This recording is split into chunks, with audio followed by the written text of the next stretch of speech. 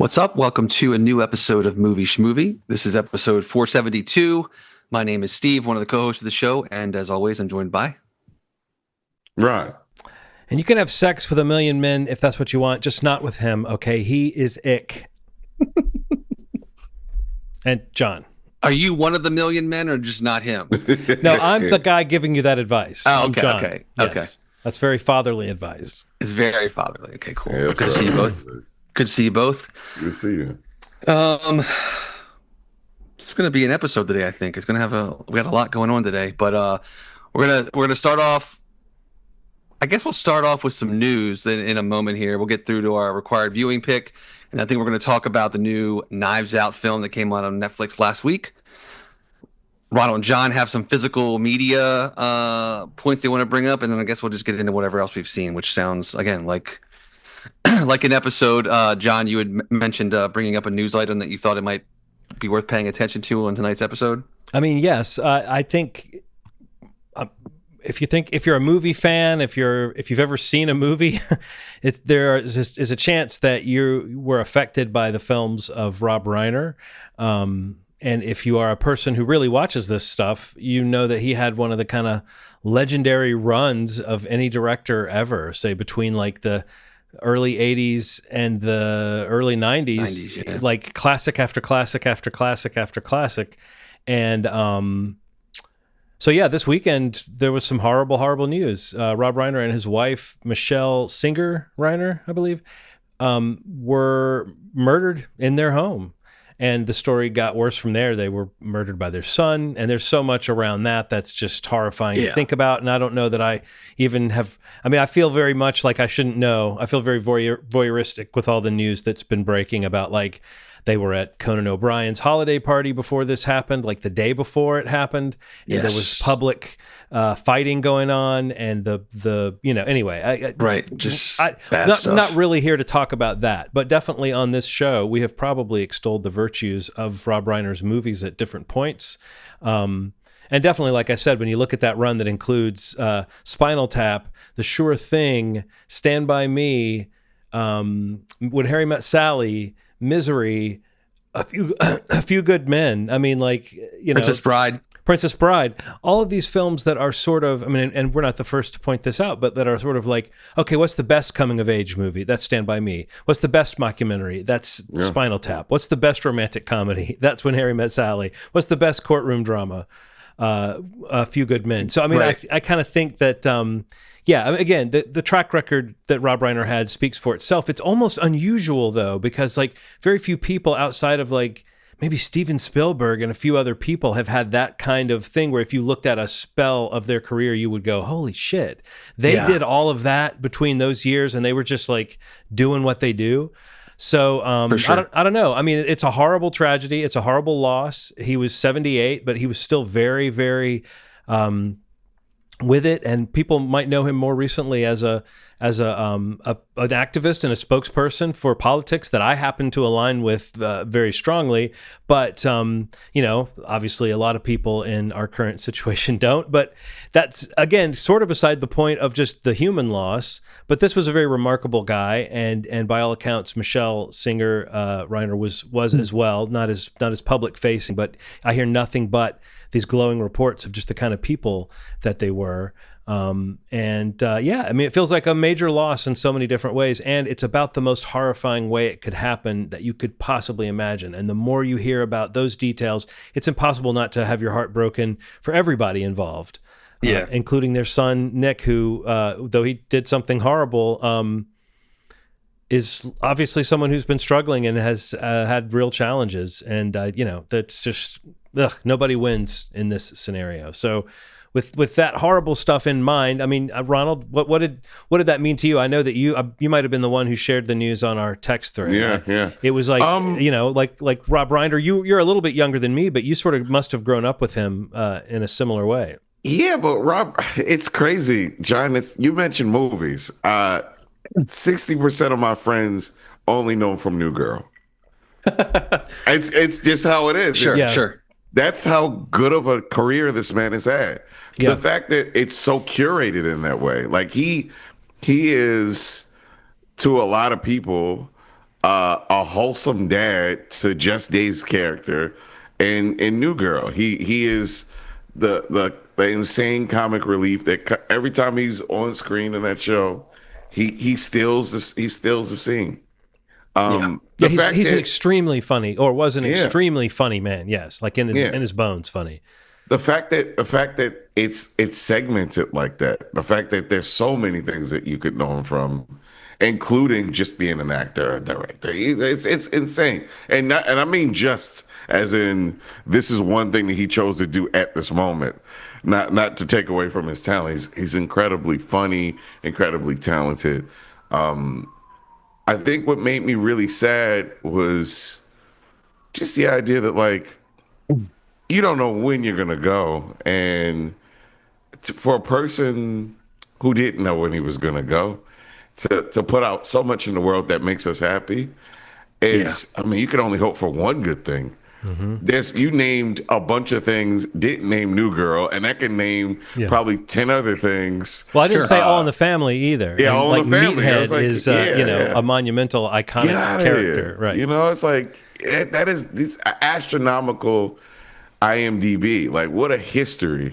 You know, that people talk about that hyphen in between your birth and death date, and like, what a life.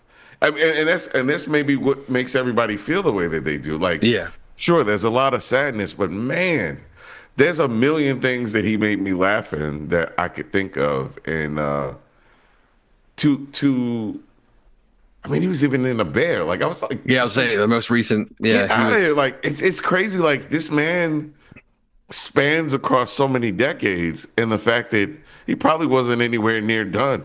I mean, he just did the Spinal Tap movie, which even though it wasn't my favorite thing in the world, what I think I remember saying on this show, one of my favorite things about it was seeing him show up and play that character of Marty DeBurgi, which I had just realized recently was a combination of, I think I mentioned this on the show too, of Martin Scorsese, Brian De Palma and Steven Spielberg. Right.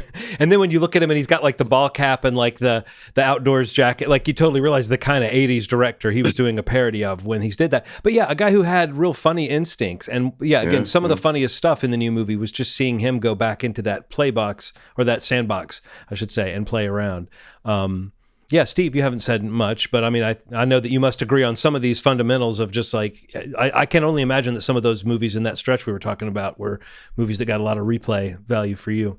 I mean, yeah, some of my favorite movies of all time. I mean, honestly, Stand By Me is like a top 5 movie maybe for me of all time. But yeah, I just think, he's kind of like a unicorn in a lot of ways. In Hollywood, a beloved person. You don't see anybody talking negatively about Rob Reiner, and Right. in the past couple of days, seeing like how many people, coming out and just sharing positivity around him and their experiences with him directly, or with his performances, or the movies that he made or produced. I mean, another thing that sometimes gets lost is like, Yes. he was a co-creator and owner of Castle Rock. So like they produced a ton of incredible films, Shawshank, all of the Stephen King, a lot of the Stephen King properties that came out in the 80s and 90s. Oh yeah, I didn't even mention Misery, I don't think, in that run of films earlier. Basically from Stand By Me, getting Spielberg's love from screening that movie for him, and his blessing that he basically, I was watching an interview just yesterday reminding me of reading this many years ago, like that he basically told a story about how showing Stephen King Stand By Me when he was done it, basically like created a relationship with Stephen King at that point through the next decade plus, where he basically optioned his novels and writing to Castle Rock for like $1, to make the movies, wow. because he really trusted, what they would do with it. And Castle Rock went on to make, I mean, tons of Stephen King properties, and some of them to different degrees of success. But I mean, yeah, like people talk about Shawshank as like one of their favorite movies of all time, and Rob Reiner had a hand in that too, Yeah, among that's right. many other things, Needful Things, tons of Stephen King product. But and he's forever kind of connected to Stephen King in that way, and to see Stephen talking about him in the past couple of days is, all the positivity around him is just really great. It's such a tragedy. It's so scary and gross and sad. But I mean, when you can look at somebody's body of work and even to the person he is, um,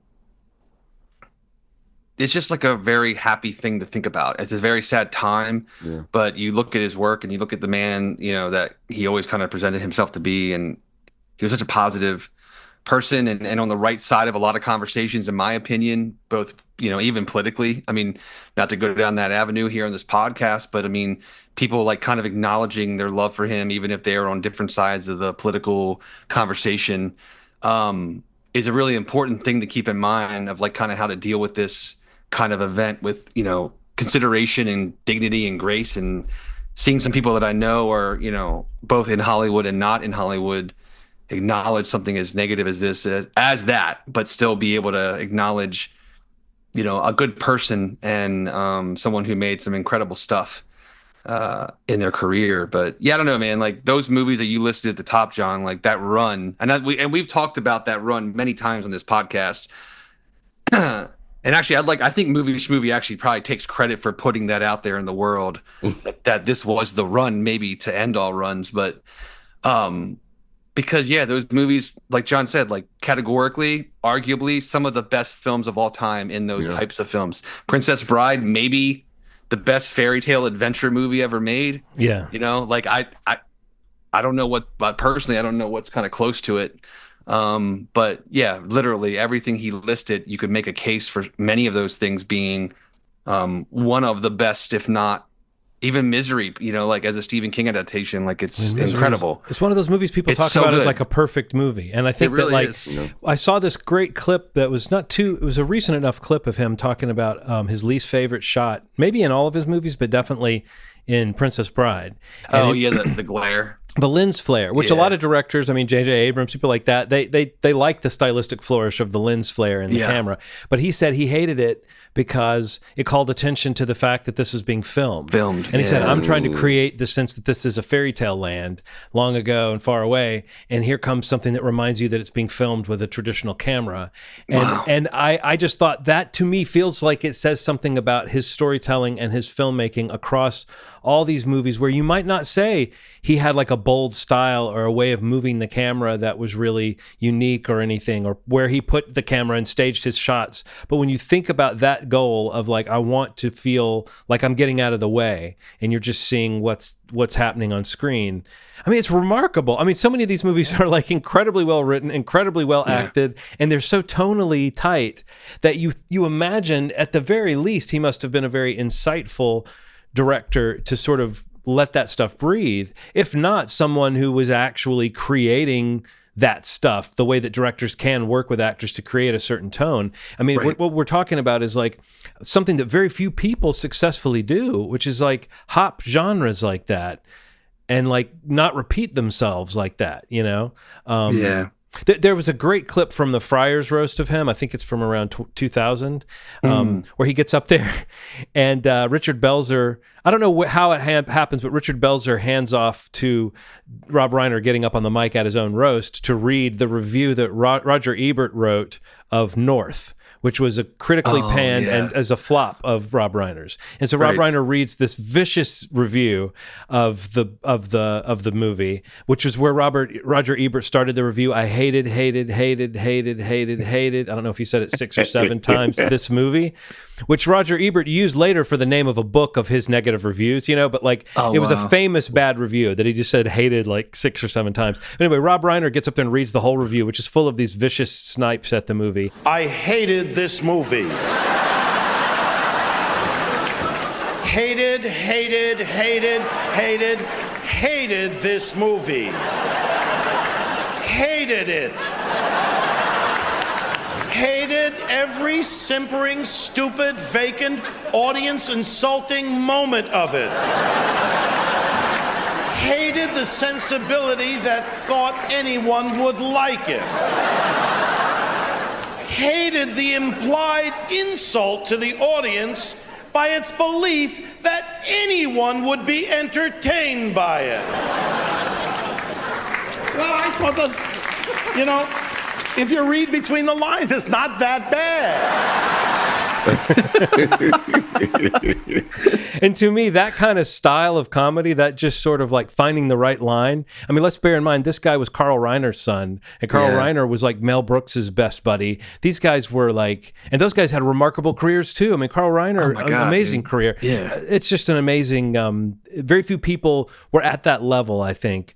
And I will say this one other thing is that when I was a kid, Meathead on All in the Family, he was the first vision I had in my head of a sort of like woke white person, maybe a little performatively woke, but Meathead, Michael on All in the Family, the sort of like hippie son-in-law of Archie Bunker, he was right about everything. I mean, like in an obnoxious way, and maybe he was not such a great guy, and they made him into kind of a loser as a character. But that was the first time I remember in my house as a kid, sort of seeing the idea of a super leftist guy standing up to this reactionary Archie Bunker character. And it was, Archie Bunker was kind of the protagonist of the show, so Meathead kind of seemed like the fool in a lot of ways. But I do think it's interesting to note that those were probably Rob Reiner's real politics, and he was bringing some of that to people's dinner tables in a time when, I mean, it's yet another reason I think that All in the Family was probably a groundbreaking show, is that it kind of presented that discussion, that debate that happens across America, over meals, and like the fact that right now we have a toxic world where it seems like it's almost nostalgic to imagine you could sit down across the table and actually stand the people that disagree with you politically. But at any rate, I just think that's a significant thing too. And you're right, Ronald. We were talking about him as a director, but he as an actor, it's not like he hasn't been great. He just hasn't done a whole lot over the years. Yeah, also the Wolf of Wall Street. He's in that performance in that. He's just amazing in that. It's a real scene stealer. Yeah, steals it right there. Yeah, he, he's one of those actors. I don't know how to say this. That's ours. Yeah, I don't know how. It's like that's actually what happened at work. I was like, "Did you guys hear about Rob Reiner?" And it happens every time. My coworker normally doesn't know the name.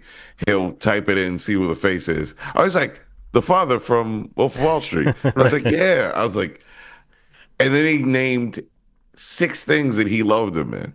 Mm-hmm. And, I think when somebody does that, he's ours. He's kind of like a people's champion. It's like, it's the fact that we know stuff from the 70s, 80s, 90s, and beyond that he's done, and we can name at least 4 or 5 things from each of those decades is insane. Yeah. To have one thing from those decades would be so lucky, but and it is another thing. You're kind of hinting at this, Ronald, maybe. Robin Williams, Phil Hartman. These are other people who their death is so horrifying to us that it's incongruous with the joy that they represented to us in life. And I think that's, it's something that's really hard to balance. But I think it is very easy. If you're going to say, let's focus on the positive, there's so much positive to focus on here. And the only thing that's sort of like, it does seem like at his age, like a lot of guys go on to direct great movies in their 80s, and so I think that there is a sense of like what might have happened, but you can't look at someone who's had a certain kind of life and say, oh, I feel so robbed, because like, well, there's a tragedy to them being gone, but he that'll do. That career will do for just about anybody. I will just say this too. I heard him on a podcast. This was maybe 6 or 7 years ago. A podcast that I listened to, Never Not Funny, where they just have like an open-ended chat with whoever's on there, and they're very loosey-goosey on that show. And it's often very like almost the opposite of an interview type show. It's like topics that are very sideways, and they get on tangents and trivia things and just stuff that's like if it ever gets too deep, then it feels like, oh, this show's just breaking its format, because it's very loose conversation. Rob Reiner was on there, and it was he was the kind of guy they don't get all the time, and he was so good and so funny. And you would think sometimes a guy at that age and that generation, maybe he gets on a podcast that's real fast and silly, maybe they don't get the tone. Maybe you could feel the little bit of that old man thing kicking in, where it's like, I'm not sure what's going on here. I'm here to plug a project. What are these people doing? But he jumped in with the tone so quickly, and you can hear how delighted the people on the show are with how much, like within within minutes, he's bragging that he can name all the squares on a Monopoly board from memory, and then they get him to do it. Wow. Oh, And he geez. does it. And within minutes, I think everyone who listens to that show would say forevermore, he seemed like a guy who'd been guesting on that stupid show for years, because instantly he did like a party trick level thing that was just, oh, that's awesome and incredibly unnecessary, you know? But it's just, but anyway, it's just very funny. And it's like at that moment, I was like, it was so heartwarming to hear how sharp he still was and how much he was able to didn't feel like he was trying to keep up with anything. It just really felt like he was in the moment and a, smart, funny guy. So, it's very sad. Yeah. And very sad that his daughter is the one that found him and his wife too. That really added to the tragedy for me. It would have been devastating. Man. Yeah. Can't even imagine.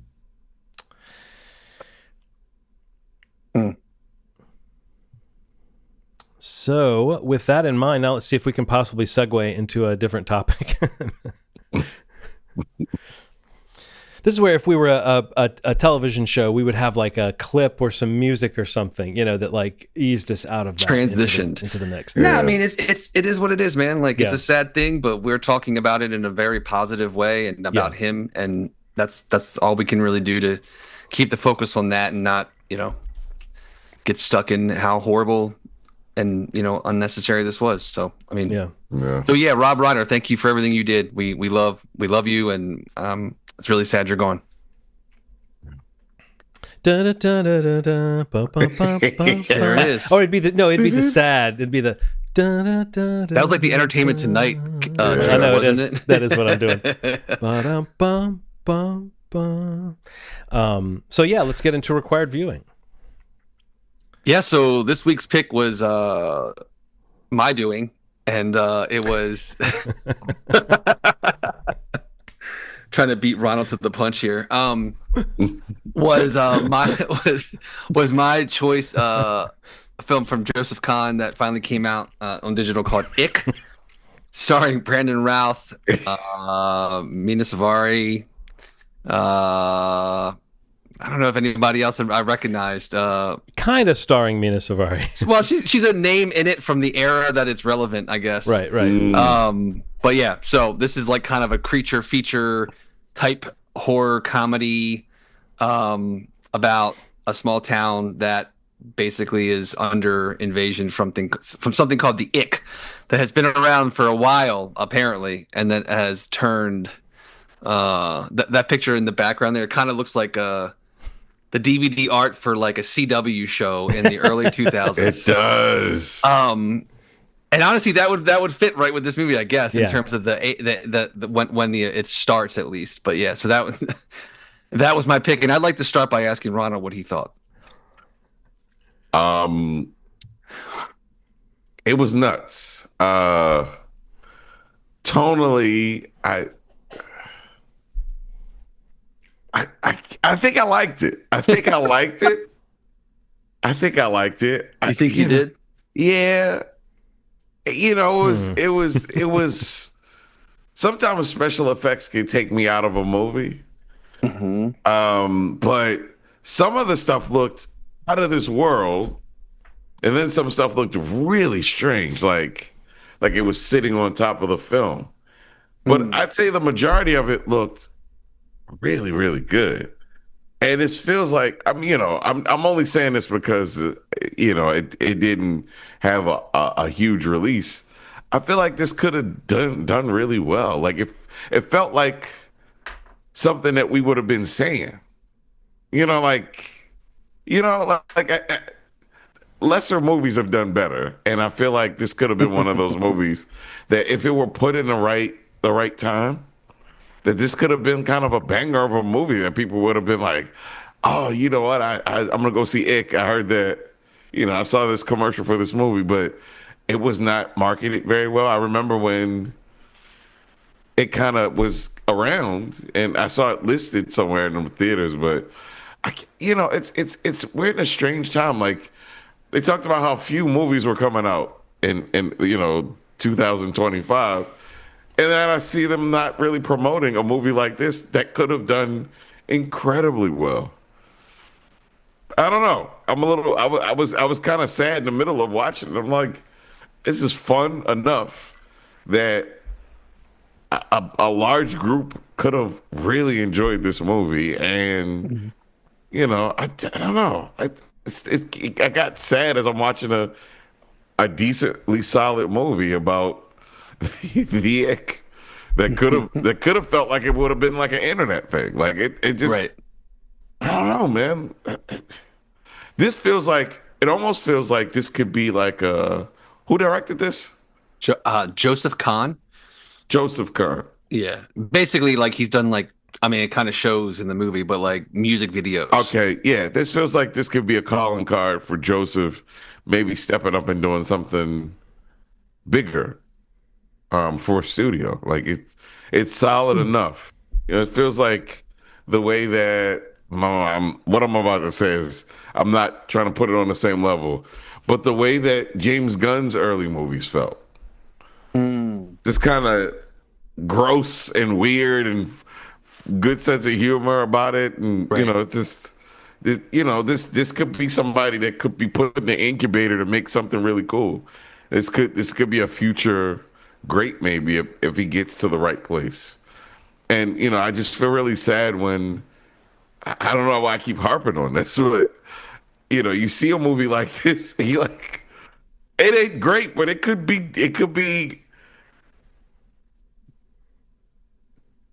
I can think of 3 movies I'd swap it out for. I'll put it like that. I'm not gonna. Well, what are they? What movies would you swap it out for? Now you see me, now you don't. That's for one. I'd swap the shit out of Okay. it.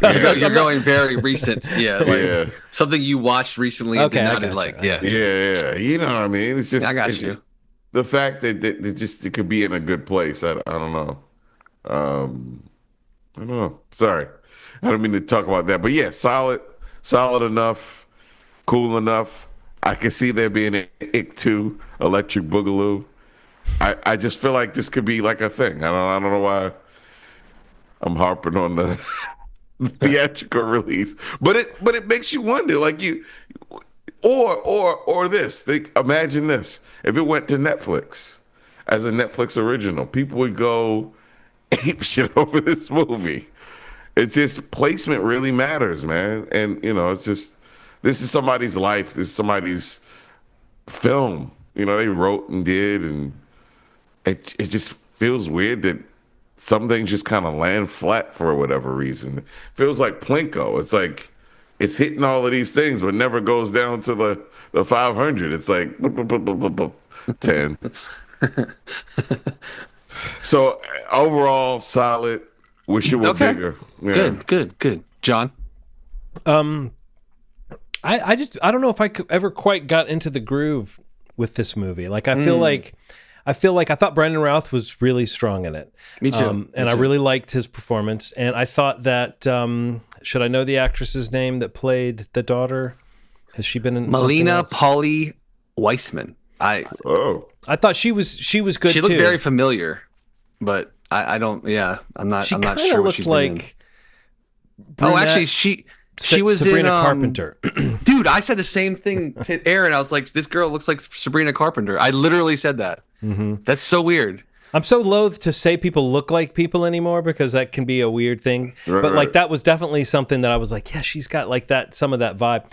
But I don't know. I think for me, Hold on, real quick. The thing Yeah. that I think she, if known, it's from, and that now that I see it, I recognize her from it, is the Lemony Snicket Netflix series. Oh. The series of unfortunate events. She's the one. Good show. She's the daughter in it, like the main kid. Okay. Well, I must have watched part of or most of a season of that at least. Yeah, me too. When it came out, so that would explain something. Yeah. Yeah, I think that like the rhythms of I felt like this at the beginning, and I know at the beginning it was like an opening sequence that was taking us through a lot of time, but I felt like the movie was, I mean, in an almost like in an attempt to be exciting, it was not letting any moment land for me. It wasn't letting any gag land. It was like cutting away to the next thing so much. And I felt like that lasted throughout the movie, right down to even some of the deaths. Like they create these incredibly loathsome characters just so they can die. And then when they die, it's like, bleh! And it's like, I like a little cat and mouse or a little rhythm or something. I felt like there wasn't really much rhythm. And I do think the movie tries to explain why suddenly this is happening, as opposed to all these years of it just kind of growing. I like the idea of people not acknowledging it for a long time. But I feel like that was, I don't know, there were so many things about it that I felt like were strong ideas, but never were given time to breathe. And it was like they were afraid of boring us with a formula of how you get into this kind of story, of spending a little bit more time setting up the town and setting up the world and setting up the characters. It was like they were allergic to letting us sit in a moment. And I think that, and there were some points where that made it fun and exciting. And then there were some points where I felt like, oh, I'm just glancing off of these characters. I'm not really getting into it much. But I do think, as I said, Brandon Routh was like, I mean, it's kind of sad to say this because this will curse him for his entire career, but it really was like getting a performance from a young Christopher Reeve that you like, whatever that mixing young Christopher Reeve with shy Tom Cruise in a blender that you get with Brandon Routh. It's very likable. And I think that the fact that he's playing kind of a loser guy, I don't know, there was some fun stuff going on there. And I think he really did a great job with the character. And so I think if you're talking about some of this charm that maybe like almost like midnight movie audiences would latch onto about this movie, Ronald, I think a little bit more of that rhythm and a little bit more of the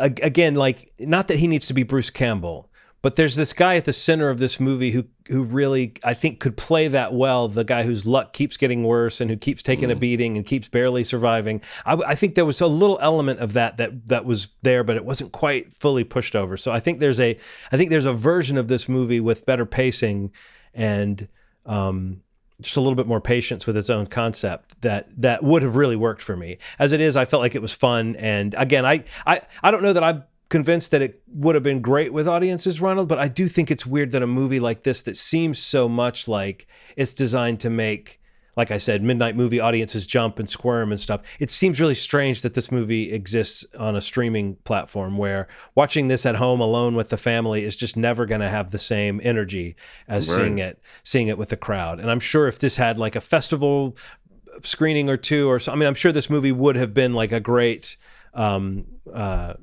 pick for that kind of bill where you've got a room full of people that are ready to kind of interact with a movie.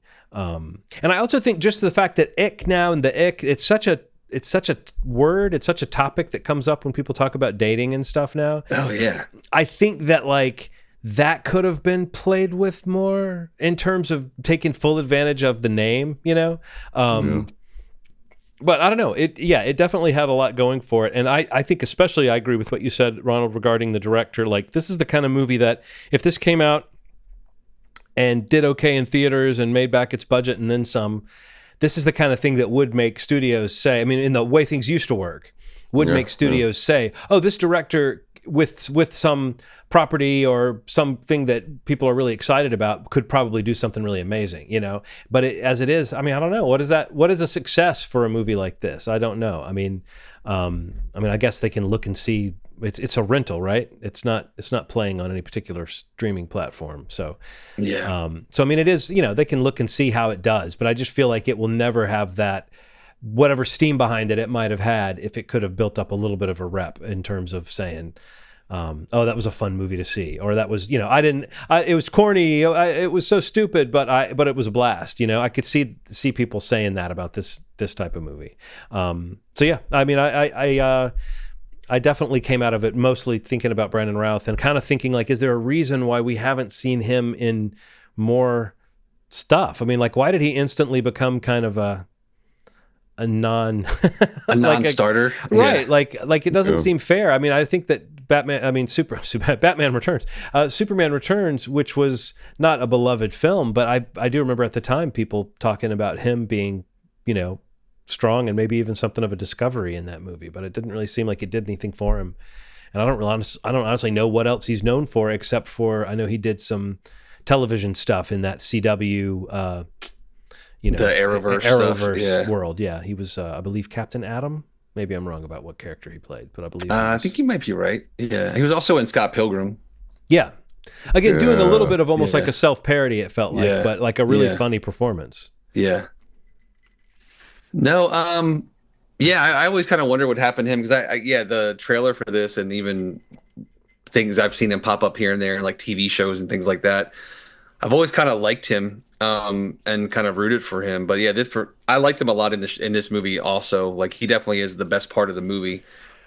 No, for sure. And yeah, I think overall I'm pretty much in line with both of you. Like I actually came out of it kind of being like it is kind of all over the place. It's very frantic and like you definitely can kind of feel the style that Joseph Kahn has, even with his music videos, but even other movies that he's directed. Like he did like Bodied and like Torque and maybe one more. But there's a style to his filmmaking and his direction that in some parts of the movie gets really kind of worn out for me, like the quick edits and just jumping all over the place constantly, like never really kind of setting in a scene much at all. But in the end, though, like there's sequences in it where like they're watching The Blob and they're these references to other things that it's kind of where this movie tries to live and kind of with a more comedic tone. But I don't know, overall, like I had fun watching it, and I think that's at the end of the day, like to Ronald's point, it's like if you came across this movie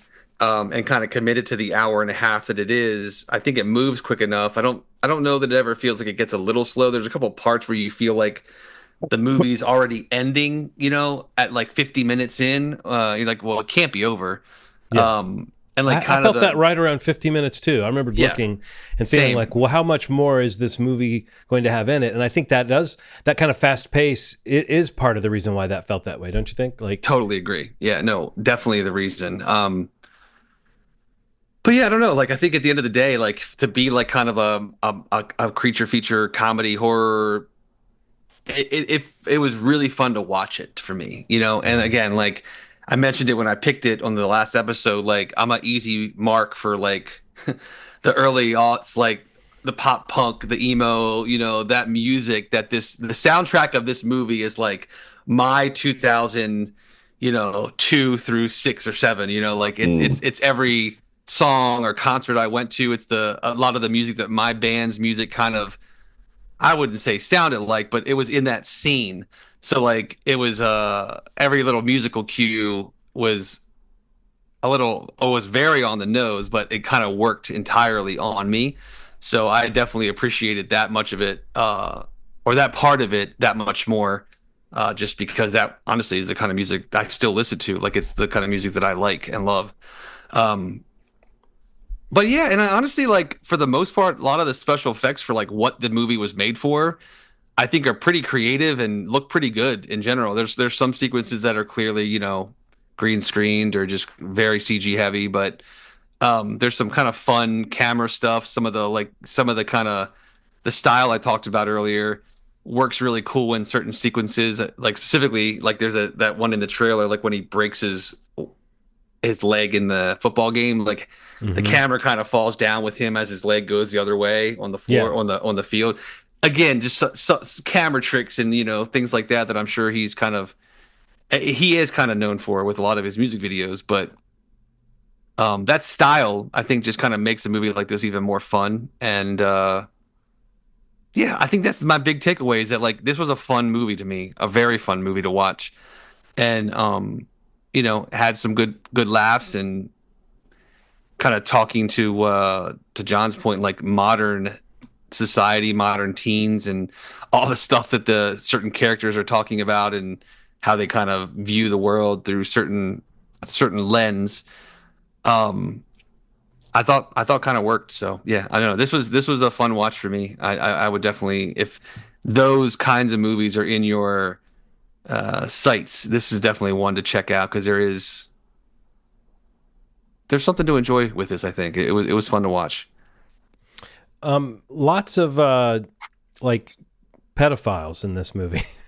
Pedophile. If you're a fan of pedophiles, if you're a fan of teachers and guys at parties that are trying to get with underage women, then yes, or with girls, I should say, then this is the movie for you.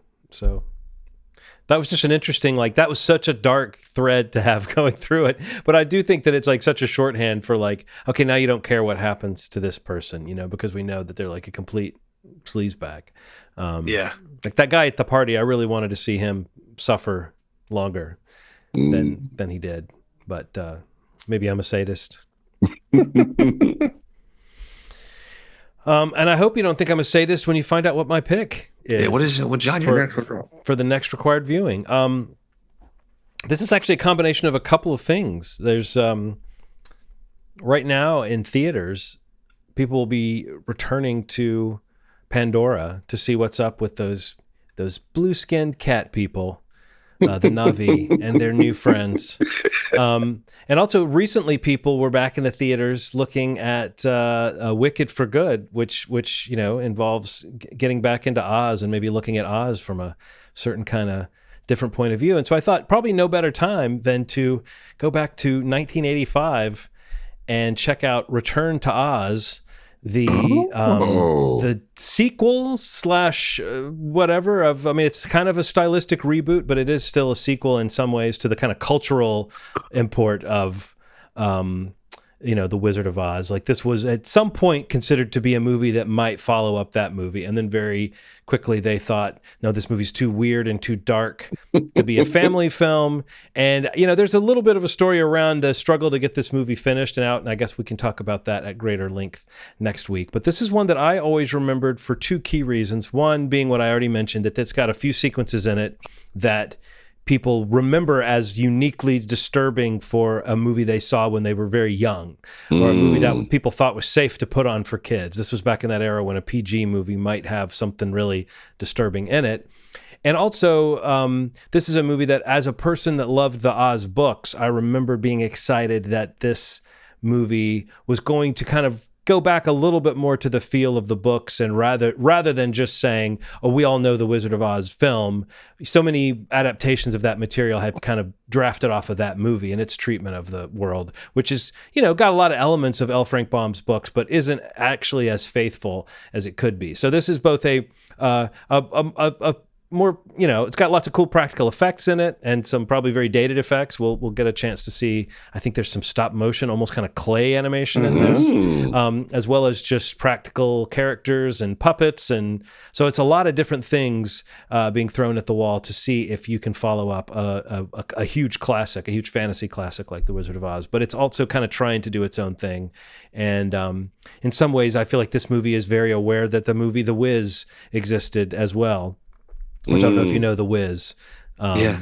But that was another one that had like scenes in it that for a young kid were kind of disturbing, but that were just kind of creative fantasy scenes. So yeah, I haven't watched this movie much since it came out. I know I must have seen it since on video, but yeah, when I first saw it, I was 12. And I do remember at the time being excited that certain characters like Jack Pumpkinhead and Tick-Tock the Mechanical Man, some of those characters that were great in the Oz books, that they were finally in a film. So this will be a fun revisit for me. This is a little bit of a nostalgia thing. I don't want to always just go back to films that I remembered liking when I was younger, but you know, we don't do that many 80s. I guess we do a fair amount of 80s movies in this feature. But anyway, I like to pick something around Christmas time. We've done, I think, a couple of those British horror films or anthology films around this time. So I do think you want around Christmas to watch something a little bit spooky. So let's appreciate the spookiness and the creepiness and the, you know, the old school effects and the imagination of L. Frank Baum. Return to Oz. Cool. I believe it is on Disney Plus. And yeah, and then you can rent it on Amazon or Google Play for around $4 or something like that. So Cool. Disney.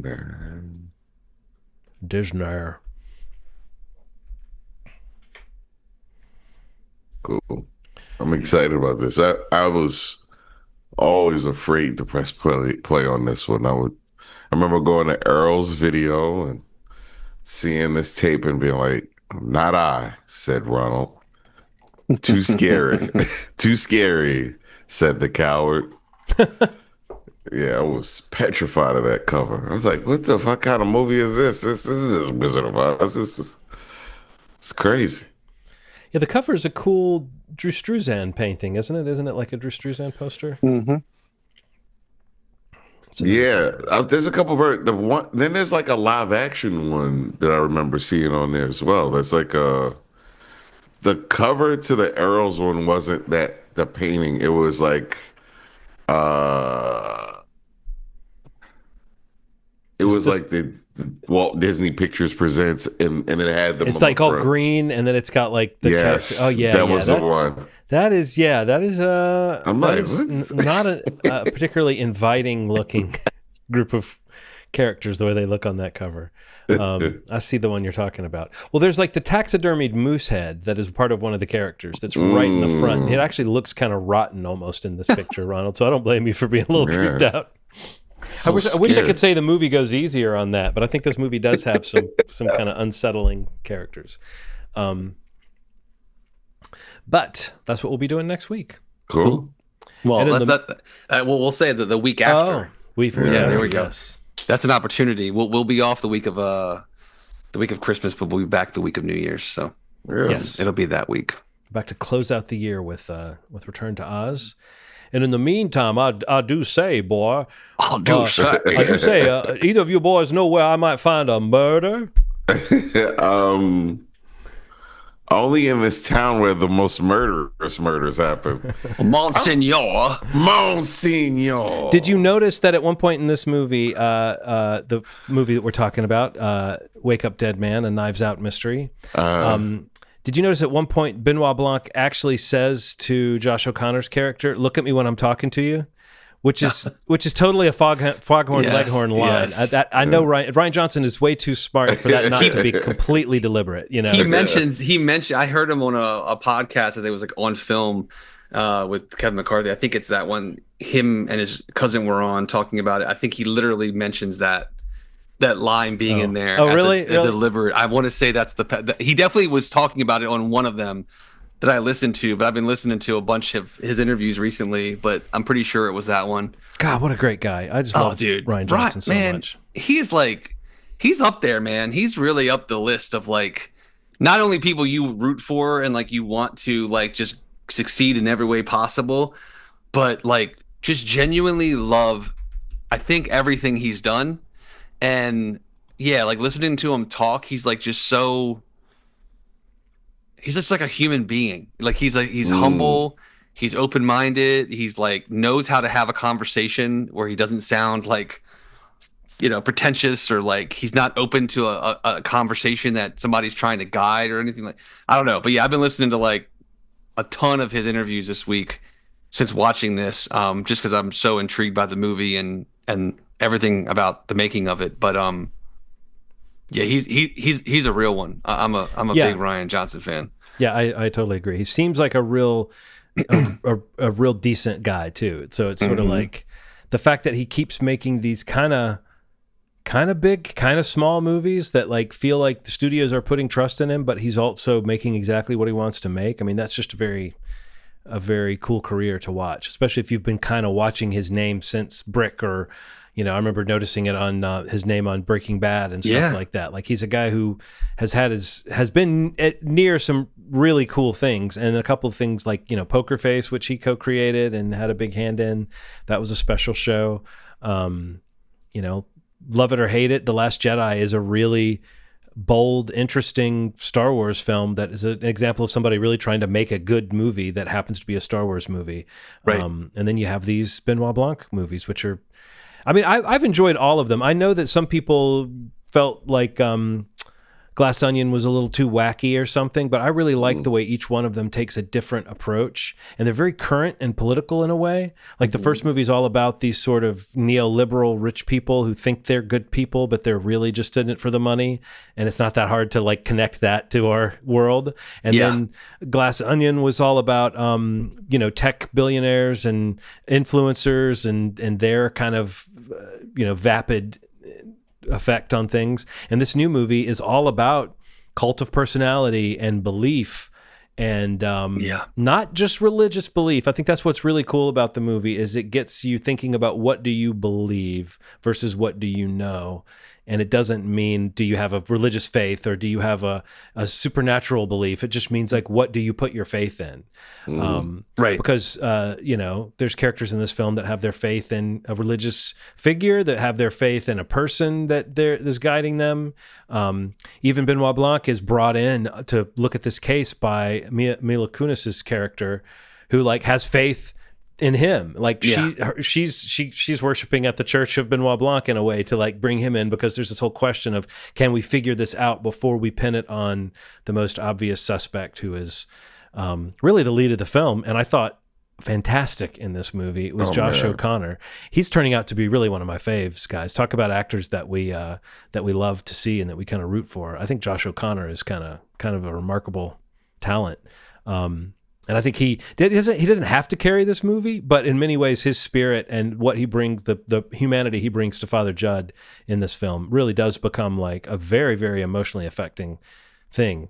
And one of the best scenes in the movie is that scene where he's on the phone with the woman trying to get information for the case that they're trying to solve. And then the woman happens to be like, "Oh, Father, while I've got you, do you mind praying for me and my mom?" Bridget Everett. Yep. Oh my God, that scene was like beautiful. And you don't have to be a person of faith to see how sweetly this movie treats that idea of A, what gives people comfort, and B, what gets people closer to the truth.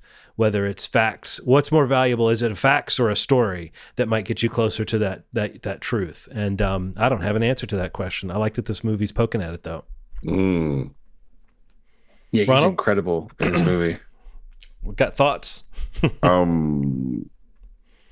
Raised Catholic.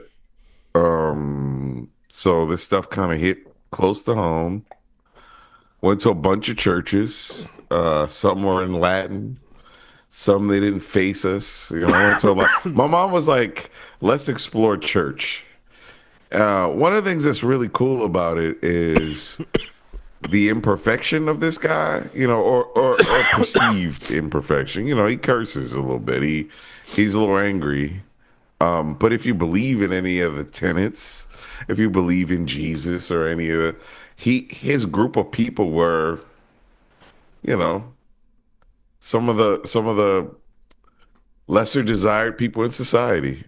You're talking about the Monsignor Wicks's congregation? The flock. No, sorry. I should. This is a bigger picture. Jesus Christ. Okay. I'm talking about Jesus Christ was a person that congregated with people that were the lesser desired people in society. And I think that sometimes when people reference this dude, Jesus, they don't think about any of that stuff. He wouldn't be hanging around a square. He didn't hang around squares. He hung around people that had issues, that had things to solve, that had, you know, shit that they had to figure out. And I think that when your more honest portrayals, things like this are introduced, I think these are the best characters, people with issues, with a little bit of anger. And, you know, when I saw this version of anger, I thought about Running Man. And I was like, man, something about this tackling of a person with the anger issues felt a little more closer to home, a little more realistic than the version of Running Man. And, you know, Running Man was a little bit of an exaggeration, but that was one of the points of the movie that I liked, but I also thought was a little too exaggerated a little bit. Like, you know, I don't think it was done very well in that way. I do, and seeing this version, I guess because it's Rian Johnson, he fucking writes a great script. Seeing this version of someone tackling, you know, anger and a past and things like that, felt a little cool the way that it was done. And you're right, man. There were some scenes that broke me too.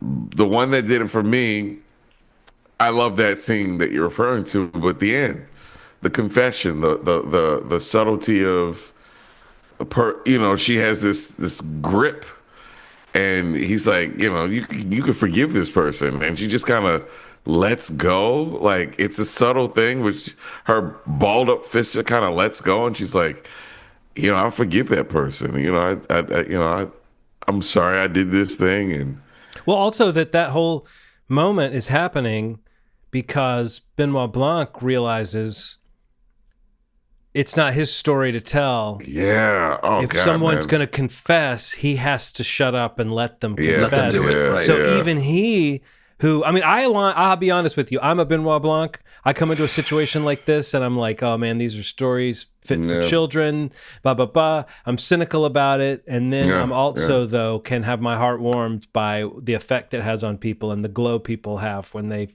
find comfort in something like that. For sure, So like for sure. his character's sort of arc in this film is not that he at the end is like a true believer, but he's another guy who has his own set of beliefs and the facts and the figures and stuff. Oh, yeah, it's cool for sure. to see him realizing that, like, oh no, this, and you know, even though this movie's supposed to end with me explaining it all, there's someone else who can do that. I just thought that was a really cool character beat, and it really made me feel like, again, like I like the way these movies are not about Benoit Blanc, you know, but I like that we get little glimpses of his character and who he is and what his story is. I almost hope they never. I hope we get 10 more of these movies, and I almost hope we never find out too much about him. If you watch Slow Horses, there's a similar mystique around the character of Jackson Lamb that Gary Oldman plays, in the sense that he comes in, he knows all the angles, he's ahead of everybody, he's got a tragic background that makes him the way he is, and the story's never really about him, and the little hints and little chipping away you get, you're like, oh man, this person, there's an answer to that question. But if the writer and the actor ever answer that question for themselves, why is this person this way? Why does he do it like this?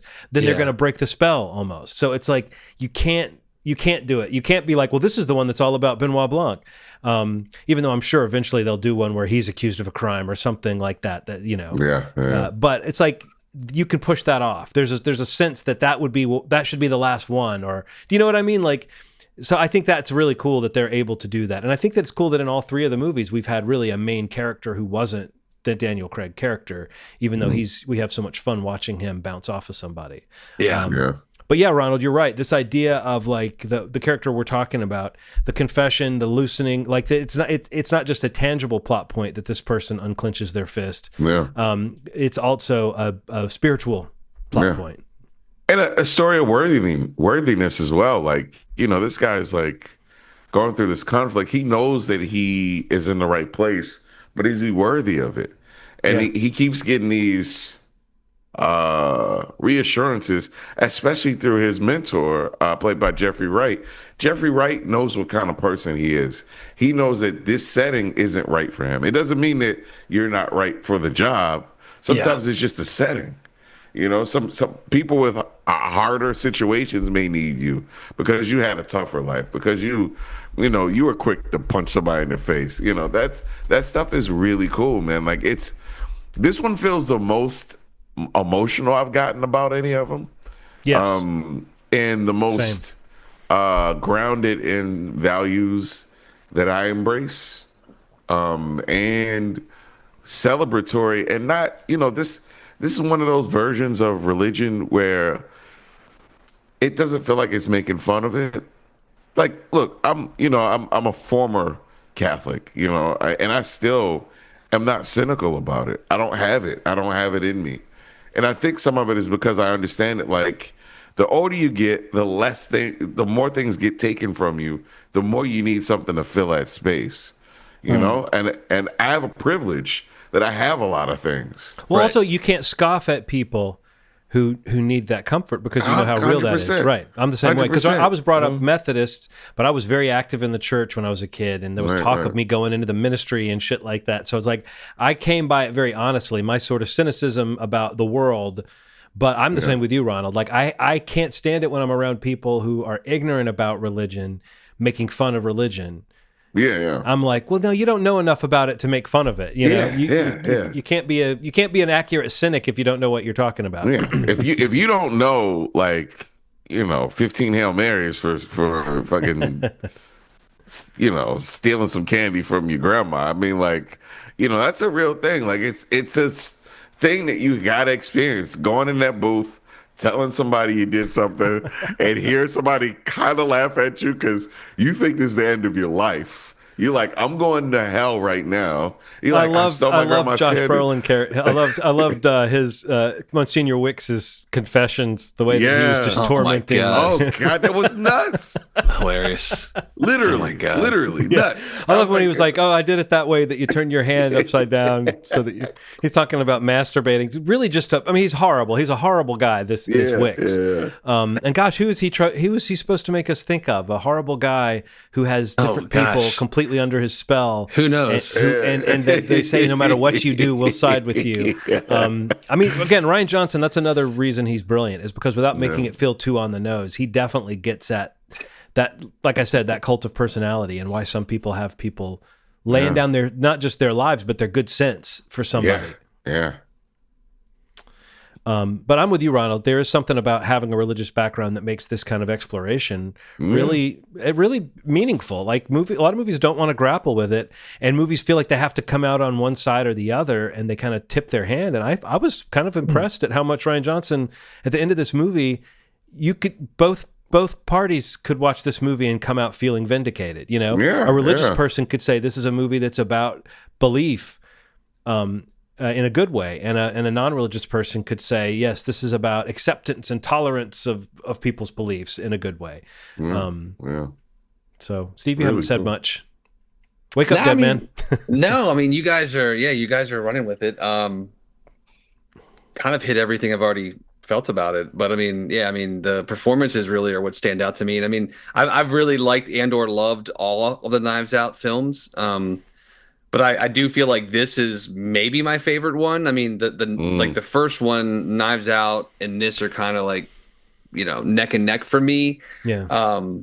But this one is doing something like this, the element of humanity that kind of comes through, like in the leads that we follow, whether it was Ana de Armas or Janelle or Josh. It's like, in each of those three films, there are those moments of humanity that really kind of hit hard because they're like in direct counteractive measures to everything else happening with the other characters that are involved in the mystery.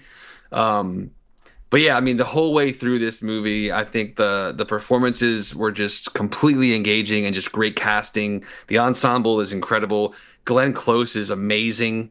As always, she's so consistently great. But I mean, this is like a really special performance. Even at certain parts of the movie, she has a couple scenes that are just incredible.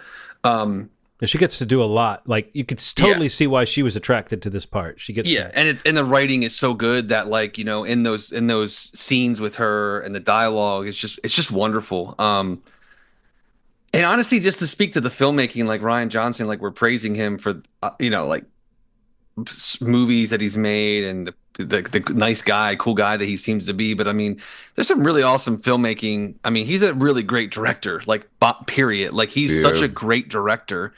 Watching how they shot some of these scenes, like where you see the kind of color overlays in certain sequences and how they accomplish that in camera with like plastic film or plastic scene in front of the camera, like these crazy rigs that they made, like watching that be done after watching the movie and wondering as I'm watching the movie, like, oh, that's an awesome shot. How did they do that? Because these are things that are just going through my head as I watch a movie. The scene where the woman in the flashback like tackles the little girl on the floor of the church, the way that's framed, it's so cool. It's amazing, a dynamic shot. Yeah, and honestly, like even that part, that's another thing that like I loved, and and he's kind of done this in other movies too, but like. I mean, other Knives Out films as well, but like, particularly in Knives Out, the first one, like based on who's telling a story, what the flashback looks like, the way it's lit, the way that, like that, the Wick's mother, is framed in the church, with the red and like her walking in is like out of anger and spite and just versus like desperation and like the way that you see that same scene retold at the end of the movie, and just the way that how he differentiates like the way that those scenes are shot based off of the motivation of the storytelling or who is telling the story. It could be the same person telling it in two different ways. And why But they're telling the story, too. exactly. Is The another motivation thing. is like so important in this movie, but like the filmmaking and all that stuff wrapped up, it was just so great. And honestly, like it's one of my favorite movies of the year. I got to say, like I've already rewatched it. And John, you kind of hit it. Like I'm just like I think I said it in our thread. I was like, I just want one of these every year. I just want to watch these. You know, like these stories are so fun to watch. And he's such a great filmmaker. And they managed to put together the most incredible ensembles that you could think of, while finding like gems of performances and or actresses that are really kind of star making turns. Like Josh O'Connor was incredible in Challengers, but he's like amazing in this. Like he is like to see this and then to see a trailer for Disclosure Day where he's a star of a Steven Spielberg summer alien blockbuster. You're like, okay, this is the guy's moment right now. Yeah. Like this is his chance of being that kind of, you know, star, I guess. He was even charming on Saturday Night Live this last week. He was great. He was great on Saturday Night Live. Yeah. But he's just like he's really great in this movie. But yeah, this is like a must-see Netflix. Like I don't know how it plays out in terms of its performance on Netflix. I mean, they got their little run in theaters, you know, non AMC Regal stuff. The couple weeks before it came out on Netflix, which I'm happy that they did that. But God, go watch this movie on Netflix. I mean, if you've watched any of the Knives Out, you're gonna like it and or love it. But there's so much great stuff in it. It's very funny. Like it's just really, really funny also. And but in a grounded way. Like if Glass Onion was a little more heightened, this one is a little bit more like the humor is that kind of honestly some of my favorite humor is little character notes that come out in a story that's more grounded. He's got some great, like that moment when they're in the office and they find the code and he and the Father Judd both, Benoit Blanc and Father Judd both realize that the little snow globe thing or whatever, that might be at the heart of it, but they don't want anyone else to find it. And they both like try to cover it up. Like little they character like stand moments. in front of it. Yeah. Like, and then like moments later is when that phone call happens. It's like the tonal shifting. I mean, I don't know. There's a lot, we talk a lot about tonal shifting on this show. I think Rian Johnson is one of those guys who makes it look easy, makes it look like he didn't even do anything.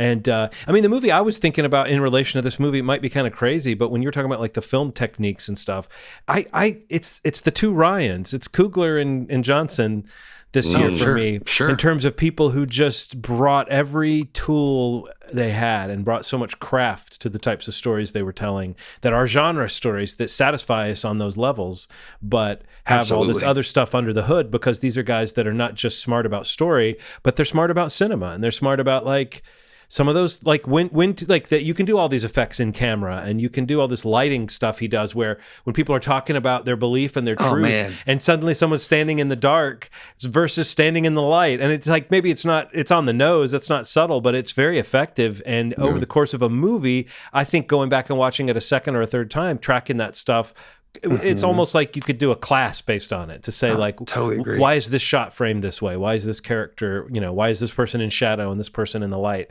It all seems like it means something. So it's great. So yeah, and we didn't really talk much about Josh Brolin, but he's this is like the kind of part that he can just ace. Like there's something about this guy that is kind of charming and alluring, but he's so like gone to seed and he just doesn't, he's corrupted by, you don't know quite by what or what his mission is, and you find out more across the movie. But I liked how much they kept his character in the film even after his his untimely demise. I'm trying to think if there's anything else that needed to be said. Ronald, do you have any other thoughts about Wake Up Dead Man? Loved it. 10 out of 10. There was a quote that it's not in the movie, but it got me to thinking about it, and I had to look it up to see if it's attributed to anybody. And it's a famous saying by Oscar Wilde, apparently. But the quote that I was thinking of in relation to this was various variations on this I've heard, but every saint has a past and every sinner has a future. Right. And I really think this movie kind of hits in that spot of like, because with Josh O'Connor's character, this super gentle man who we know is full of love, his past, like what he's done in the past, is a legitimately heavy thing. And the way they introduce that early in the movie and then add to it as we go, and it doesn't weigh this character down. It's just one of those things that feels like it's Rian Johnson knowing how to modulate that stuff. And I will say one other thing too. I thought it was cool that the movie started and we feel like we are seeing the letter that Father Judd is writing to bring Benoit Blanc into the case. Yeah. But that's not what that is, that opening narration. I just thought that was a really cool... that Rian Johnson, one of the things he's done with Poker Face, I think, is maybe gotten really good at figuring out like, oh, this character is going to come rolling into this story at some point. So just like on Poker Face, you'll spend there like half an episode wondering how Natasha Lyonne is going to stumble into the story. This Benoit Blanc he comes in at like 40 minutes into the movie or something like that. And there's so much that's happened at that point. You're ready for him to come in and start making sense of it, but you think the way he's going to come in, and it's not quite the way you expect. I just feel like that's a very Rian Johnson, that kind of playfulness feels very like something he likes to do. It's not like a fake out style of storytelling, but he does like to keep you guessing and make you think stuff that you don't really know. So I would say, stay. Don't go see it. If you can go see it, I don't know if it's still playing anywhere, but stay at home and see it. Right. However, Netflix tabulates what's a success. Although it doesn't really matter at this point. I don't think that Netflix has whatever the next movie is. Rian Johnson is free to go to another outlet with it. I think I did hear him say he's going to start calling them Benoit Blanc mysteries and not Knives Out mysteries. But that makes more sense, frankly. Oh, wow. What's next? You got your physical media you wanted to bring up? Ronald? You had something big. Oh yeah. Something so big. So it's huge. It's huge. So minding my business, and this is a credit to you, Steve. You got me on. I love this. Got me into Facebook Marketplace. I always have the term media player just put in there. I'm like, okay, media player, looking up stuff. I'm always looking for a cheap Xbox or something like that because my cousin wants a new one. And then I saw a thing for a kaleidoscape in Rockville. Oh God, can I put it against my? Yeah. So I'm like, Rockville, what the fuck? So it's like more than 50% off of it. I'm like, this can't be real. So I'm like, hey, this guy leaves a number. He has this heavy Italian accent. He's like, I love it. I just cannot use it because, and he's talking about how he likes Italian movies and he can only really watch Italian movies on the Apple TV. There's no other platform that offers quite as much. And I'm like, okay, well, what are you going to do? He's like, I'm going to sell the kaleidoscope. If you want to come see it, it's real. I'm selling it for cheap because I got it directly from a dealer and it's brand new. And I was like, oh my. So I went to go visit him. This guy is a film fanatic and super cool. Had a nice little home theater set up. And I bought a kaleidoscope. Nice. It's kind of my Christmas gift to myself. And I think it's going to pay itself off for a couple reasons. I'm going to record an actual review so that people understand what this thing really is. Because on the surface, it sounds like I'm just blowing smoke up people's ass. Like it's a device that gets uncompressed audio and video. But I just learned two things that I want to talk about when I do the review. But they have so say if you have this device, you've spent an astronomical amount of money, but you want to start getting digital. You want to start getting some films. If you have a Blu-ray player, a Blu-ray external player, you can hook it up to the kaleidoscope and it'll catalog movies that you physically have already and deep discount them. So, for example, I had a copy of E.T., put E.T. in there. I'm like, oh, this thing, $25 it costs digitally for uncompressed audio, video, 4K.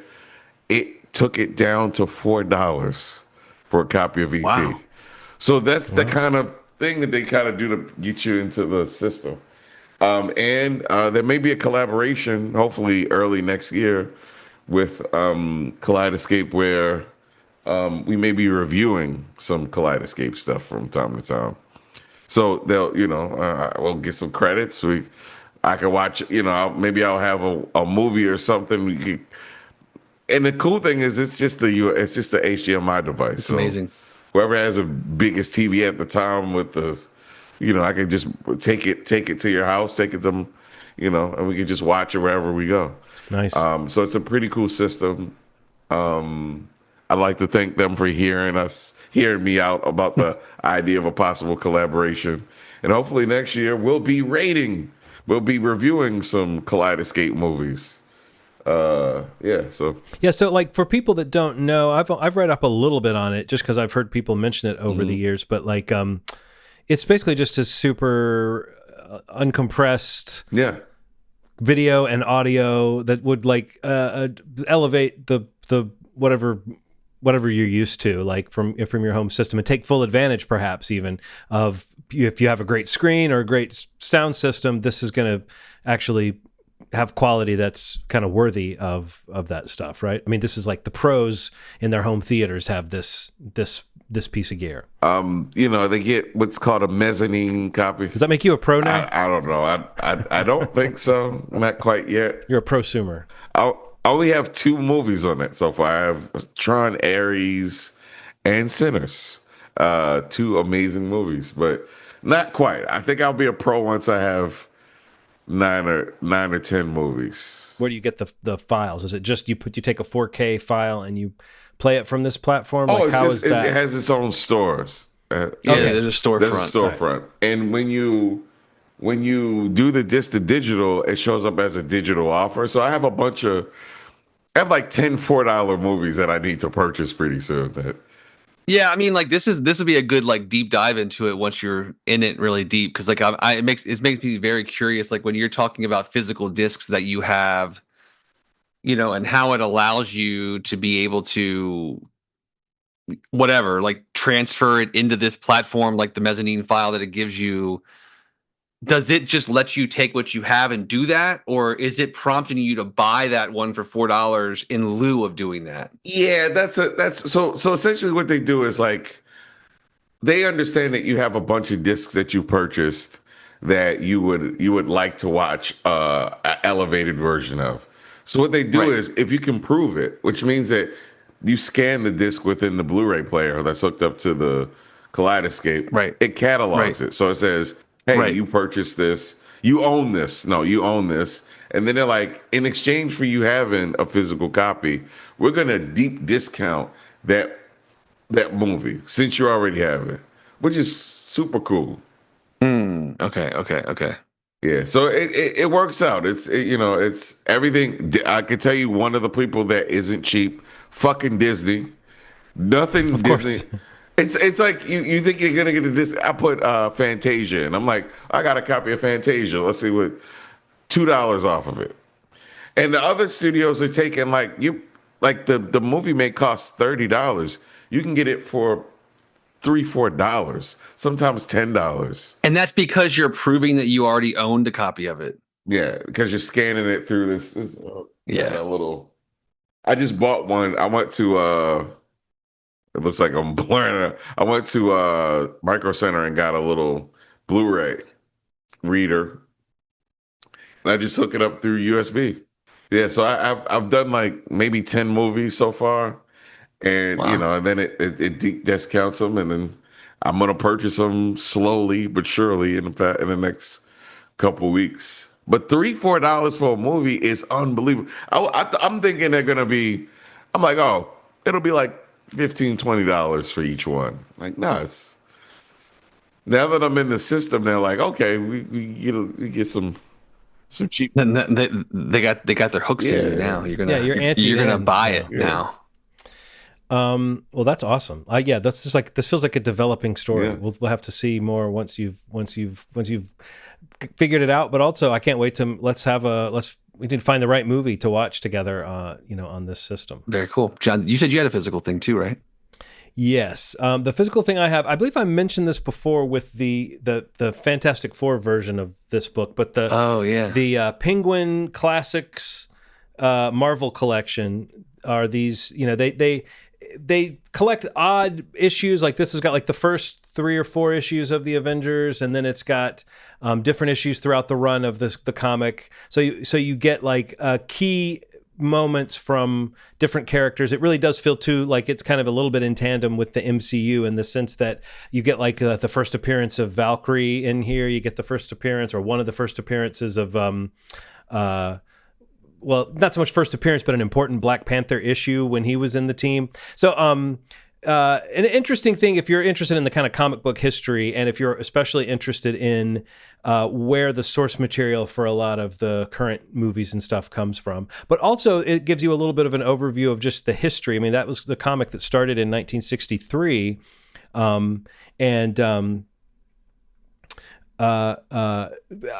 they print letters pages from some of the issues in here, and the main reason I wanted to bring it up on the show is that if you wonder when like toxic nerd fandom culture started, as early as 1963 or 4, there are people writing in letters saying Captain America shouldn't be in this comic. You shouldn't be doing this. The Hulk is boring.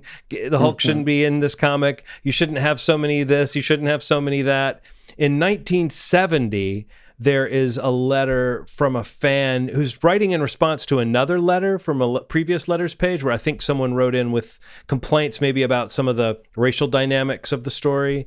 And this person is like writing a sort of reactionary rebuttal to the person who's talking about the racial dynamics. And so it's a little bit of the white privilege person writing in a long letter going point for point saying, basically like making excuses for why it's not regressive that comics had such a hard time in introducing Black characters that sort of thing. So anyway, I guess I'm just saying, if you're thinking that fandom is a new type of fandom, maybe it's more vocal now or more toxic now, but as long ago as the 60s, the people that were writing into these comics were as likely to be cool fans. You can tell a lot of the people are just like, like nerds that are kind of lovable. And then there's these other people that's like, there was already such a thing as toxic nerd fandom, even in the early days of these characters. So it made me feel a little bit better about our modern era. Not much, because things are just getting worse every day if you're out there on social media looking at the discourse around this kind of stuff. But I did find it kind of funny that like, okay, yeah, even back then there was a, well, actually sort of guy swooping in to ruin the fun. And the other thing I think is just kind of interesting, somewhere in the introduction they said this thing that's like, I thought was a good observation. They were saying that if the X-Men is about found family and Fantastic Four is about biological family, the Avengers is about having a good job and like working at the top of your field. And I do think there's something kind of interesting about that like these different teams have this idea of like, what is the basis of the team? What is the core of this team? A lot of times it is family. Like Guardians of the Galaxy is a found family. X-Men is a found family. The Avengers is not that. The Avengers really is like a bunch of people at the height of their field that are working together for whatever period of time they can stand to, and that's what the comic always was. Like very early in the comic, you had like some key characters leaving because they were too powerful, and then less powerful characters coming in, and so many different versions of Ant-Man being Giant Man and being Yellow Jacket and being Goliath. And I mean, it's just interesting to see that they were trying so many different things, but that idea of flux and who's on the team and why they're there, it was there from the start. Like very early in the comic, they had already had different iterations of the team. So it's kind of interesting that they've stayed true to that with the movies. The idea of like, who's the current Avengers team? It was never like a static thing that was just set in stone.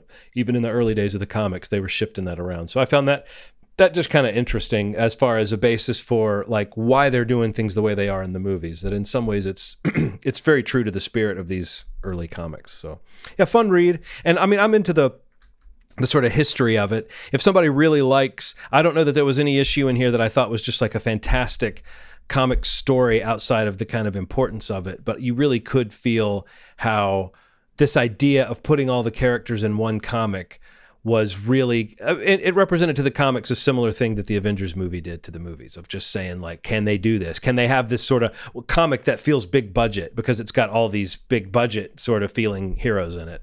And it's been that way ever since. Like, that's always been the goal of the Avengers as a team. So there's others Penguin in this Penguin series. I don't know if I'll pick them up, but there's one for Thor, one for Spider-Man, one for X-Men, and it's really all about showing you the formative days of those characters. But I would say, I'm sure in your local bookstore you can find all those different things. So pick your poison, pick your favorite Marvel character, and look for the Penguin Classics Marvel collection. I enjoyed the Fantastic Four one and this one. I really did feel like, for all my comic nerdery, I understood those teams more than I ever had before from reading those collections. So nice. Yeah. Well, that feels like an episode. I suppose it does. I suppose it does. Yeah. I suppose it does. Merry Christmas, everybody. Merry Christmas. Happy holidays. Happy holidays. Yes. We'll be off next week, like I mentioned earlier, but we'll be back the week of New Year's to go over anything else we've watched. I'm sure there will be something exciting, and also we'll get to John's pick for Return to Oz. Movieshmovie.com is the website. If you go there, you can listen to the podcast on the website directly, or jump into any podcast platform. If you want to subscribe to the podcast in its audio form, you can also go to youtube.com/movieshmoviepodcast.